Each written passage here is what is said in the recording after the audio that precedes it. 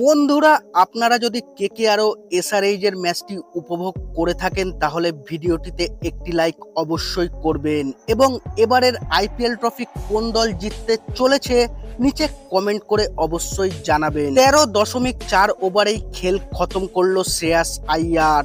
Match শেষে Mitchell স্টার্ককে নিয়ে মাথা খারাপ করা বয়ান দিলেন এসআরএইচ এর ক্যাপ্টেন প্যাট কামিন্স। কি জানিয়েছেন তিনি বিস্তারিত জানাবো বন্ধুরা, তার আগে ভিডিওটি পুরো দেখো এবং চ্যানেলে নতুন এসে থাকলে চ্যানেলটিকে সাবস্ক্রাইব করবে। কোয়ালিফায়ার ওয়ানে নিজেদের দাপট ধরে রেখেই ফাইনালে হাসতে হাসতে উঠে পড়লো কলকাতা নাইট রাইডার্স। 2021 সালের পর ফের ফাইনালে উঠলো কেকেআর। এদিন টসে জিতে প্রথমে ব্যাটিং করার সিদ্ধান্ত নেয় হায়দ্রাবাদ, কিন্তু মিচেল স্টার্কের দাপটে পাওয়ার প্লেতেই মুখ থুবড়ে পড়ে সানরাইজার্স হায়দ্রাবাদ। প্রথম 6 ওভারে 45 রানে 4টি উইকেট হারিয়ে বসে সানরাইজার্স হায়দ্রাবাদ। সেখান থেকে রাহুল ত্রিপাঠীর 35 বলে 55 এবং ক্লাসেনের 21 বলে 32 রানের হাত ধরে কিছুটা হাল ধরার চেষ্টা করেছিল হায়দ্রাবাদ। এছাড়া 9 নম্বরে নেমে দলের অধিনায়ক প্যাট কামিন্স 24 বলে 30 রান করেন, যার সাহায্যে 150 রানের গন্ডি টপকায় হায়দ্রাবাদ।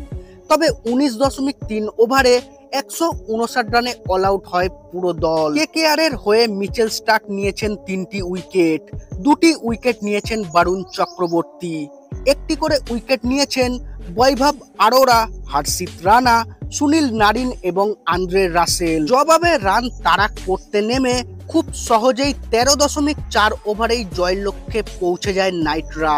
ফিল সল্টের পরিবর্তে ওপেন করতে নেমে 14 বলে 23 করেন রহমানুল্লাহ গুরবাজ।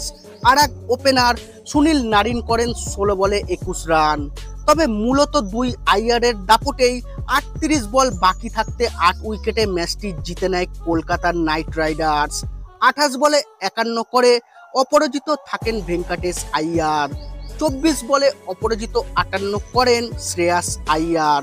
হায়দ্রাবাদের হয়ে প্যাট কামিন্স ও টি নাথরঞ্জন একটি করে উইকেট নিয়েছে। বন্ধুরা, ম্যাচ শেষে প্যাট কামিন্স তার বয়ানে জানিয়েছেন আজকের দিনটা মিচেল স্টার্কের ছিল।